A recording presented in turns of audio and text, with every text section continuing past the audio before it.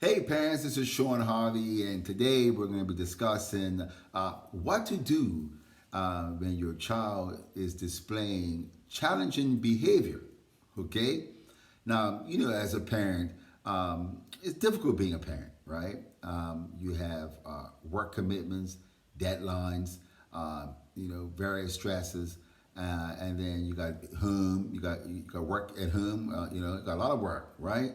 So now when you add in the child in the mix, and the child has some challenging behavior, man, whoa. Okay, so what I'm gonna do is give you some solutions that may help you. Okay, so the first thing you want to do when you see your child displaying challenging behavior is to what? Stay calm. Okay, and you want to stay composed. Okay, and with this will probably and hopefully de-escalate the behavior, and it may allow it to calm down. Okay. Now the second thing that you want to do is you want to identify the cause. Okay. And so what is the root of the problem? Because now that you're calm, now you can now go after what is the root, and then you can effectively address the challenging behavior. Okay. That way, the child may be hungry, they may be agitated, they may be overstimulated, or they may be annoyed. I mean, there's a lot of different things that could possibly be the cause of their behavior. So the key is number one, stay calm, and then stay composed, and then that will probably calm it down a bit, and then you can now tackle what is the cause. Okay, the next thing you want to do is you want to set clear boundaries for your child. Okay, this is something that you need to do beforehand, because your child needs to know what is expected of them. Okay, that they need to know what is in bounds and what is out of bounds. Okay, that way they know straight up that, okay, I know if I do this, then there's gonna be consequences, because you would have told them that, hey, this is the consequences for breaking these rules, or doing stuff that's out of bounds. Okay, now the next thing you want to do is you want to have a positive reinforcement for when they are doing things that is inbounds. So when they're following the rules, and they're displaying good behavior, you want to provide positive reinforcement like praise and rewards for having good behavior, and that's powerful, because now you're directing them to how you want them to be.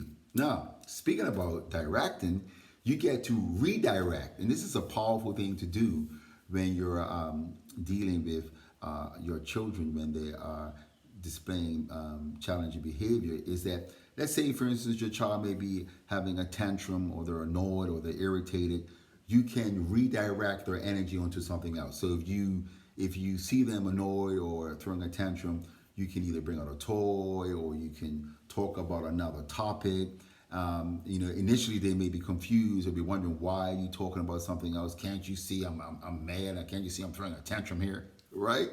But when you start to bring out a toy and try to change their focus, right, that can minimize their negative behavior, right? And that can also, these are awesome, great tips. Okay, so the next thing is how to deal with timeouts. So when you see your child, maybe you told them you gave them the boundaries, you gave them clear boundaries. They ran out of bounds. Okay, so one of the consequences may be timeout. So now, instead of you just putting them in timeout, you would say, look, this is the reason why you're in timeout. You're in timeout because of you did something that was out of bounds. So remember to think about that. Okay, think about that and decide that you want to follow the rules. Okay. Now, one of the things, parents, that is so important as parents is that we teach our children at a very young age. I think the best age is between 5 and 8. You teach them between 5 and 8 what principles are, right?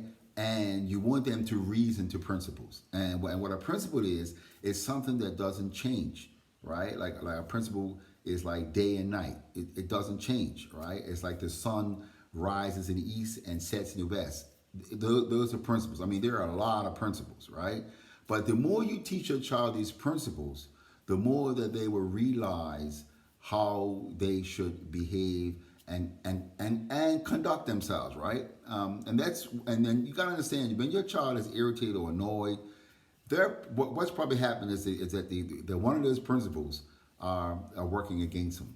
Okay, so you just gotta teach them those principles, right? And then you see them get into less time out. But time out is not bad. It's just we learn how we learn. We learn through opposites. We learn that if we do something wrong, now we will know what right is because someone is going to tell us what's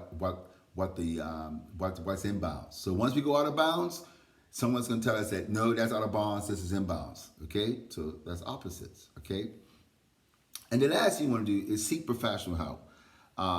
If it's getting out of control where you can't manage it, and you see that you need some additional help, don't be afraid to seek help from like professional help. Maybe see a child psychologist, or you could put them in a program that can help alleviate the challenging behavior. Again, you want to make sure that you find out what the cause of the problem is. Okay, so important. And then if you find out what the cause is, then you can effectively go after mitigating the behavior. Okay, so these are really cool tips, and I hope that they were helpful to you. And just make sure that if you're not in the best of moods when your child is displaying this challenging behavior, you gotta just find a way to be calm in that situation, because you being agitated and your child agitated only gonna make the situation worse. Okay, and remember and find out what the cause is next. All right, and I'll see you on the next video, right, where I'll give you more tips. See you soon.